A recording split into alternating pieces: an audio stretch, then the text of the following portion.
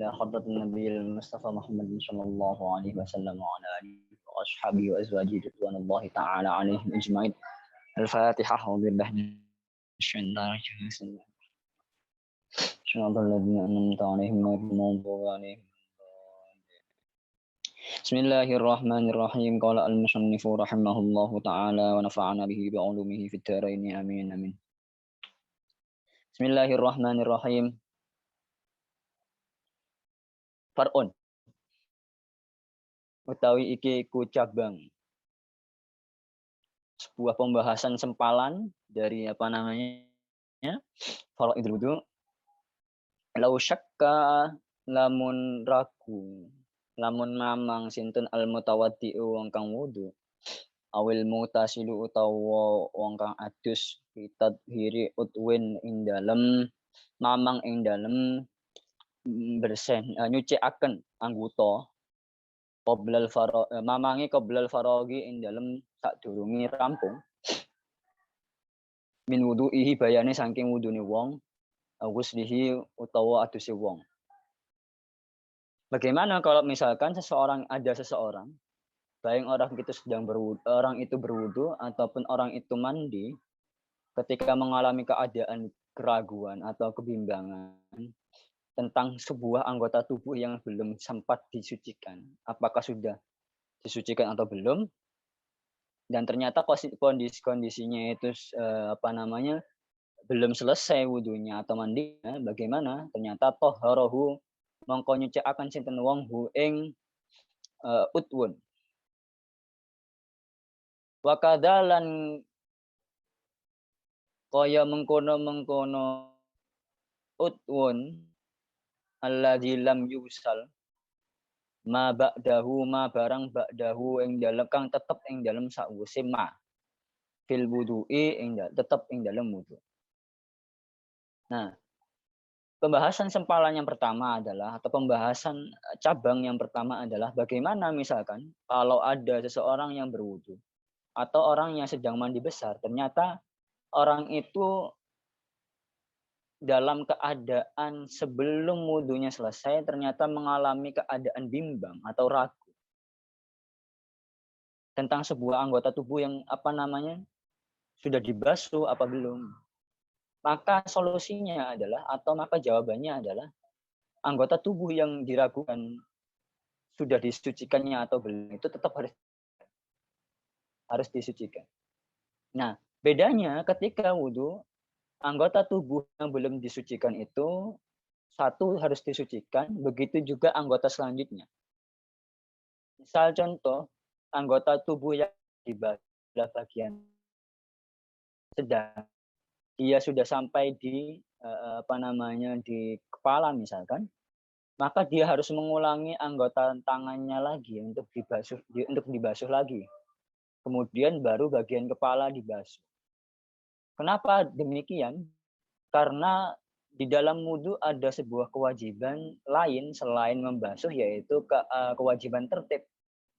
Jadi ketika ada sebuah anggota tubuh yang terlupakan maka kembali mengulangi sebuah anggota yang terlupakan tadi, begitupun juga dengan membasuh bagian yang sesudah yang terlupakan. Berbeda kasusnya dengan ketika mandi. Karena mandi besar itu tidak memerlukan tertib, maka cukup hanya membersihkan atau membasuh bagian yang terlupakan saja. Misalkan yang terlupakan itu bagian pundak misalkan, ya cukup yang dibersihkan bagian pundak saja. Tidak perlu membersihkan apa-apa lagi. Hal ini berbeda dengan wudhu karena memang wudhu membutuhkan tertib. Au ba'dal faraghi, kasusnya setelah utawa ing dalem sakumpung atau kasusnya sudah selesai. Min tuhrihi bayane saking nyucikaken utwun. Bagaimana terus lanjut? Misalkan keraguan timbul sesudah bersucinya itu selesai, wudunya selesai, mandinya selesai, maka lam yu'assir atau lam yu'assir ora pengaruh apa mamang ing wudu lan adus. Jadi kalau misalkan keraguannya itu timbul setelah mandi dan wudunya selesai, maka tidak perlu diperdebatkan lagi, sudah selesai, dianggap sudah sah. Walau kana asyakku fin niyat, walau kana lamun ono apa asyakku mamange iku fin niyati tetep ing dalam niat. Lam yu'athir ora pengaruh apa asyak aidon halimane alal aujuhi ing ngatasi miturut pira-pira wajah. Kama kaya dene fi syarhil minhaji ing dalam syarah minhaj. Di syekhina tumrap kedua ini guru kita Syekh Ibnu Hajar Al-Haytami. Nah, selanjutnya adalah seperti yang sudah tadi itu, bahwa kalau sudah selesai wudunya, mandinya, maka keraguan yang timbul itu tidak menyebabkan apapun. Tidak menyebabkan wudu itu harus diulangi atau mandinya harus diulangi. Kenapa? Karena sudah dianggap selesai, bara'atul zimmah. Zimmahnya sudah tabra, sudah selesai. Meskipun toh yang diragukan itu di dalam niat. Meskipun yang diragukan itu niat. Tentu keraguan di dalam niat ini mengalami mukhtalaf fihi, berbeda dengan keraguan seseorang di dalam anggota tubuh yang dibasuh. Kalau anggota tubuh yang dibasuh itu muttafaq alaih, kalau sudah selesai tidak ada keraguan ataupun tidak perlu diulang. Tapi kalau keraguannya itu terjadi di dalam niat, meskipun toh sudah selesai, itu terjadi mukhtalaf fihi. Beberapa murid-murid Imam Asy-Syafi'i itu mengatakan bahwa keraguan di dalam niat pun kalau sudah selesai wudhu ataupun mandinya tidak mempengaruhi, tidak menyebabkan wudhunya itu tidak sah, karena dimahnya sudah selesai. Begitu juga yang dianut oleh gurunya Syekh Abdul Aziz Al-Maribari, Zainuddin Ibn Abdul Aziz Al-Maribari, bahwa wudhu itu sudah selesai. Meskipun toh ada keraguan di dalam niatnya, tidak perlu diulangi lagi.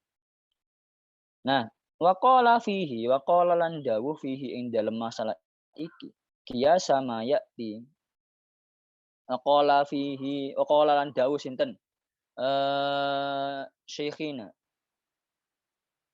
Iku fihi tetap ing dalam asyak.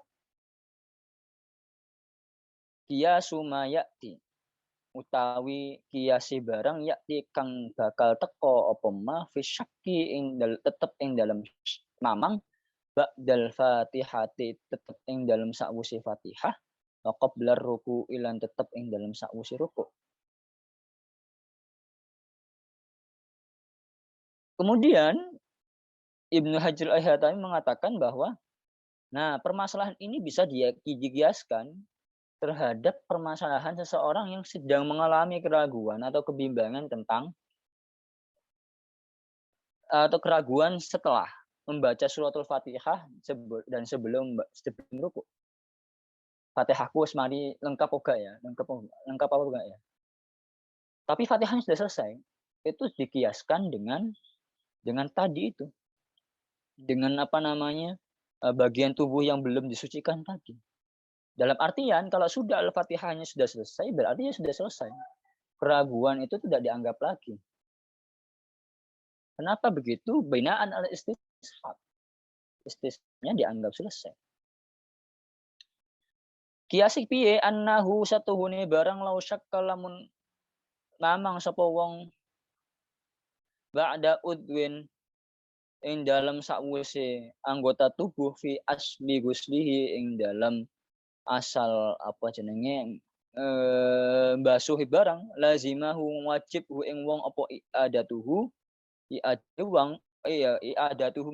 ngulangi sapa wong hu ing huslun au ba'duhu utawa sebagiane mohon maaf annahu satuhune wong law syakka lamun ragu atau mamang sapa wong ba'da udwin anggota tubuh fi asli guslihi ing dalam asal basuh anggota tubuh lazimahu mongko wajib apa i'adatuhu ngulangi kiasnya adalah kalau misalkan keraguannya tadi itu ternyata terjadi di dalam asal ghuslnya, maka harus diulangi.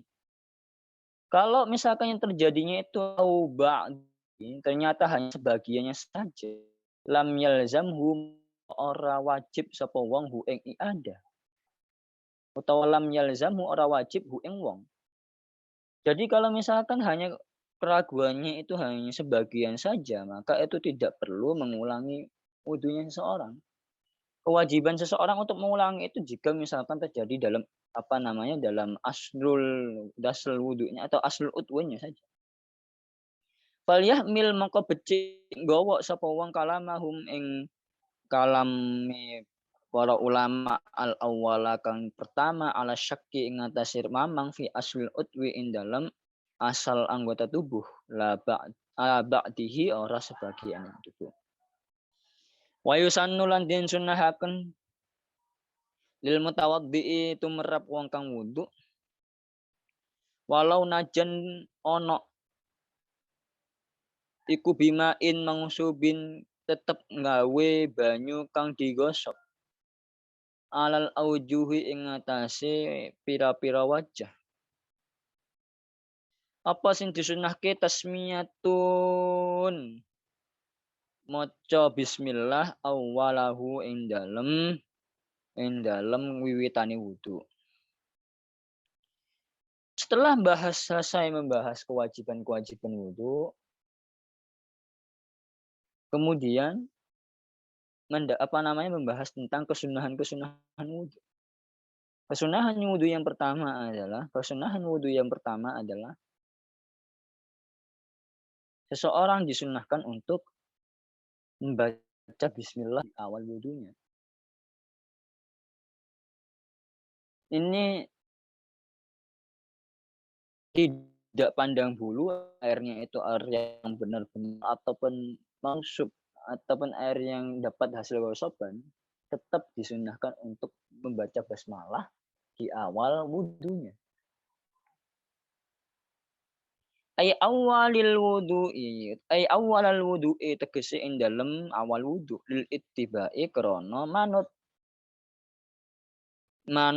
ing kelakuane ing tindak tanduke Kanjeng Nabi. Wa aqalluha utawi paling titik-titik tasmiyah iku bismillahi maca bismillah. Wa akmaluha lan utawi paling sempurnane tasmiyah iku bismillahirrahmanirrahim. Wa tajibulan wajib apa tasmiyah inda Ahmada miturut Imam Ahmad. Nah, menurut kenapa kok bismillah itu disunahkan di awal wudu? Karena mengikuti hadis Nabi, mengikuti tindak tanduk Kanjeng Nabi. Kanjeng Nabi itu kullu amrin dibalin la yubda'u fihi bismillahirrahmanirrahim fahuwa aqta. Setiap perlakuan atau setiap aktivitas yang bagus itu harus dimulai dengan bismillah. Kalau tidak, keberkahannya tidak ada.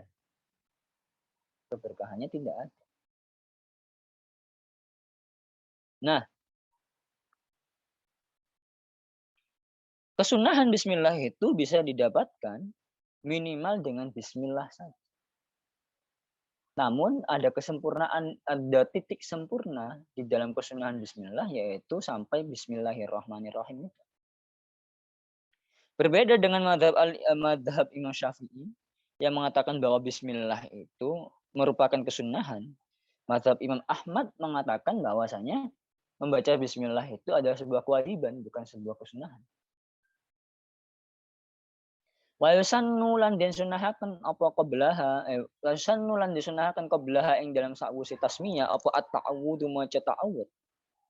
Wa ba'da lan ing dalam sakwise tasmiyah apa asyhadatani maca loro syahadat. Walhamdulillahilladzi lan maca alhamdulillahilladzi ja'ala al-ma'a tahuran. Walhamdu tais kabehane puji kulillahi kedue Allah alladzi kang ja'alan pun dadekaken sinten alladzi almaa ing banyu tahuron ing keadaan suci.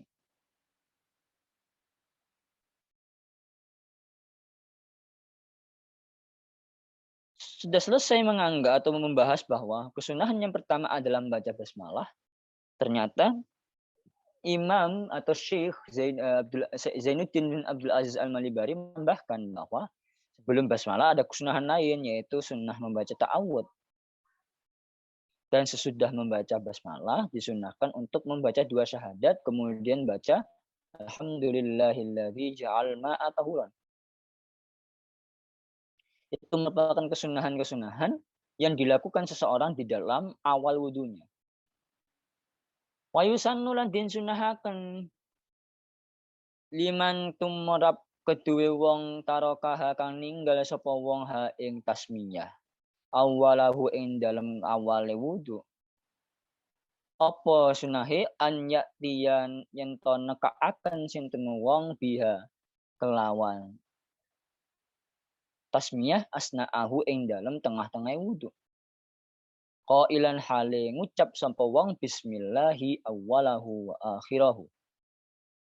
Nah, kalau misalkan seseorang itu lupa membaca basmalah di awal, maka disunahkan untuk membaca basmalah di tengah-tengah.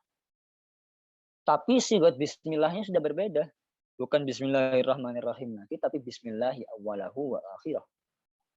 Kenapa begitu? Saking pentingnya bismillah. Saking pentingnya basmalah dalam hal-hal aktivitas yang bersifat baik, yang tidak bersifat negatif. Kenapa begitu? Karena mendatangkan keberkahan. Agama kita itu sangat menjunjung tinggi keberkahan. Maka dalam rangka menyongsong keberkahan itu, kalau toh misalkan basmalahnya itu lupa di awal, di tengah-tengah harus atau disuruh untuk membacanya. Jangan sampai nggak baca. La ba'da faraghi ora disunahaken ing dalam sakwuse rampunge wudu. Tetapi ketika sudah selesai wudunya sudah nggak ada kesunahan lagi bismillah. Kenapa? Karena sudah selesai kok. Wa kadzalan kaya mengkono sunnahi basmalah ing dalam wudu. Fi nahwil akli padane ing dalem mangan wasyurbi lan ngombe wa ta'lifi lan nulis ngarang wal iktihal lan celaan mimma setengah saking barang yusannu den sunahaken lahu tumrap kedue wong op tasmiyatu maca bismillah. Begitu juga dalam aktivitas-aktivitas yang lain, makan, minum, nulis, apapun itu selama dia itu dibal sesuatu yang bagus, positif vibes, harus membaca bismillah, membaca bismillah. Wal mangkulu tawi kang den riwayataken anis Syafi'i saking Syafi'i. Wa katsirin lan mayoritas ashabi bayani saking pira-pira ashab Syafi'i. Iku anna awwala sunani satemene awale sunnah iku at-tasmiyah. Itu tasmiyah membaca bismillah. Dan memang yang diriwayatkan dari Imam Syafi'i dan beberapa ashabnya, Imam Al-Muzani dan kawan-kawannya itu, yang memang sunnah yang pertama itu memang bismillah dalam melakukan wudu. Wabilan kelawan awalus sunan atau kelawan mangkul jazama. Negasaken sapa An-Nawawi fil Majmu'i ing dalem Majmu' wa ghairuhu lan liyan Nawawi. Fayan wilan niat ma'aha sertone tasmiyah inda waslil yadaini nalikane basul rong tangan. Wa qala lan dawuh sapa jam'un wong ulama akeh mutaqaddimuna kang wis diyen sapa akeh anna awwalaha ing tepet setuhune awale sunnah iku asiwaku siwak summa ba'dahu nuli ing dalem sakwuse tetep ing dalem sakwuse siwak at-tasmiyatu utawi maca bismillah. Nah, ternyata ada beberapa ulama, bukan beberapa ya, jam'un, sudah banyak ulama yang mengatakan bahwa sunnah yang pertama itu bukan bismillah, tapi siwak. Baru setelah siwak itu baru membaca bismillah. Kenapa begitu? Karena ada hadis laula an asyqa ala ummati la amartuhum bisiwaki inda kulli wudu'in dalam sebuah riwayat. Kalau tidak memberatkan umat saya, ya saya ingin mewajibkan umat-umat saya itu untuk bersiwak setiap wudhu. Tapi karena sigotnya itu menggunakan sigot laula, maka ada korinah bahwa itu bukanlah sebuah kewajiban tapi kesunahan. Maka dari hadis itu kemudian banyak ulama yang mengatakan bahwa kesunahan yang pertama itu bukan bismillah tapi tetap siwak. Tapi tetap bersiwak. Yang kedua yang harus disampaikan adalah bahwa ada beberapa ulama diantaranya yaitu Imam An-Nawawi. Bukan An-Nawawi ya. Di sini yang mengutarakan itu Syekh Zainuddin bin Abdul Aziz Al-Malibari bahwa bisa saja niat itu atau bismillah itu dibarengkan dengan niat ketika seseorang itu membasuh kedua tangan. Pembahasan lebih rincinya nanti di bagian madmadah nanti. Far'un. Sempalan kedua. Tusannu dan sunahaken apa at-tasmiyatu maca basmalah. Litilawatil Qur'ani krana maca Qur'an. Walau najan min asna'i suratin saking bayane saking tengah-tengahe bayane ing dalem tengah-tengah surat fi sholatin ing dalem salat au kharijaha utawa kharijiha utawa jabone salat. Wali wuslin lan krana adus wa tayammum madhab hil lan nyembelih.